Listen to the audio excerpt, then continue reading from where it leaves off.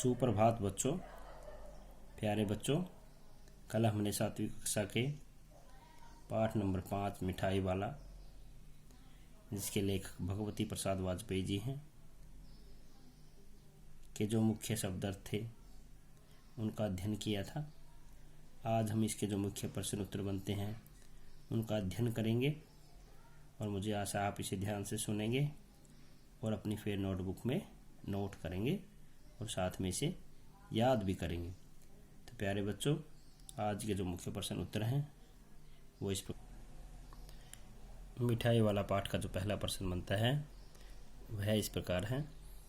प्रश्न नंबर 1, मिठाई वाला अलग अलग चीज़ें क्यों बेचता था और वह महीनों बाद क्यों आता था? तो क्या है बच्चों इसका उत्तर? बच्चों का मन एक ही चीज़ से न भर जाए, इसलिए वह अलग अलग चीज़ें बेचता था। उसे पैसों का कोई लालच नहीं था। वह तो केवल अपना मन बहलाने के लिए चीज़ें बेचा करता था, इसलिए वह महीनों बाद आता था। इसका जो दूसरा प्रश्न बनता है बच्चों वो इस प्रकार है। मिठाई वाले में वे कौन से गुण थे जिनकी वजह से बच्चे बड़े उसकी ओर खींचे चले आते थे? क्या लिखोगे इसका उत्तर बच्चों? मिठाई वाला बहुत मधुर आवाज़ में गा कर अपनी चीज़ों को बड़े प्यार से बच्चों को बेचा करता था, इसलिए बच्चे उसकी ओर खींचे चले आते थे। प्रश्न नंबर 3, विजय बाबू एक ग्राहक थे और मुरली वाला एक विक्रेता। दोनों अपने अपने पक्ष के समर्थन में क्या तर्क पेश करते हैं? तो क्या उत्तर है बच्चों इसका? विजय बाबू तर्क देता है कि सभी दुकानदारों को झूठ बोलने की आदत होती है। झूठ बोलकर वह अपना सामान बेचते हैं। लेकिन मुरली वाला तर्क देता है कि दुकानदार चाहे नुकसान उठाकर भी कम दाम में अपना सामान दे दें, लेकिन ग्राहक को लगता है कि दुकानदार उसे लूट रहा है। अगला प्रश्न क्या बनता है बच्चों इसका?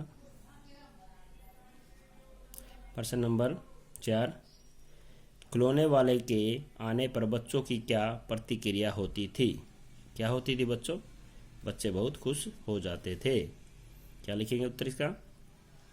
खिलौने वाले की मधुर आवाज़ सुनकर बच्चे बहुत खुश हो जाते थे और उसके पास आ जाते थे। अगला प्रश्न क्या बनता है बच्चों इसका? रोहिणी को मुरली वाले के सवर से खिलौने का समरण क्यों हो आया? क्या उत्तर है इसका बच्चों? क्योंकि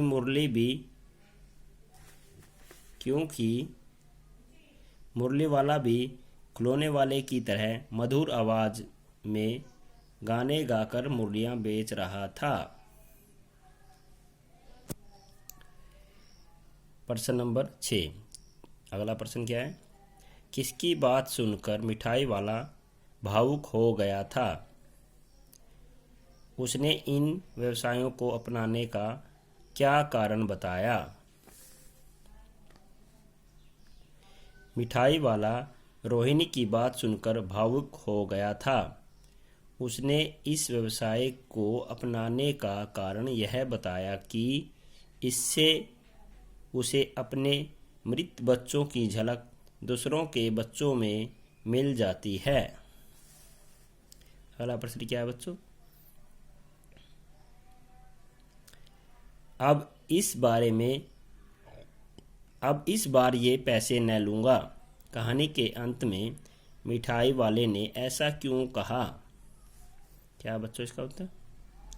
मिठाई वाले ने ऐसा इसलिए कहा क्योंकि उसे रोहिणी के बच्चे चुन्नू मुन्नू में अपने बच्चे नजर आए। उसे चुन्नू मुन्नू में अपने बच्चे नजर आए, मतलब उसे चुन्नू मुन्नू अपने बच्चों जैसे लगे। तो प्यारे बच्चों, अगला प्रश्न क्या है?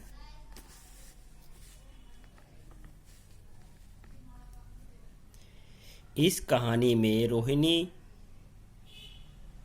चिक के पीछे से बात करती है। क्या आज भी औरतें चिक के पीछे से बात करती हैं? यदि करती हैं तो क्यों? आपकी राय में क्या यह सही है? चिक क्या होता है? पर्दा, मतलब पर्दे के पीछे से, जैसे घूंघट निकालते हैं हमारे यहाँ गांव में अभी भी। हाँ, आज भी कुछ पिछड़े ग्रामीण परिवारों में पर्दा प्रथा का चलन है। मेरी राय में यह बिल्कुल भी उचित नहीं है, क्योंकि यह उनकी प्रगति में रुकावट पैदा करती है। तो प्यारे बच्चों, आज के जो पाँचवीं पाठ के जो प्रश्न उत्तर थे वो अब समाप्त हो चुके हैं, और मुझे आशा है आप इसे ध्यान से अपनी फिर नोटबुक में नोट करेंगे और इन्हें याद भी